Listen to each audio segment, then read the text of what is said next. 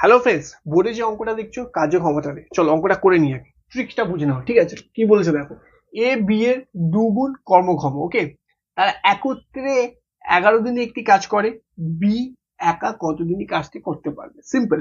দেখো প্রথমে লিখে নিই আমি এ বি, ঠিক আছে? এ বি এর দুগুণ কর্মক্ষম, মানে বি এর দুগুণ, ঠিক আছে?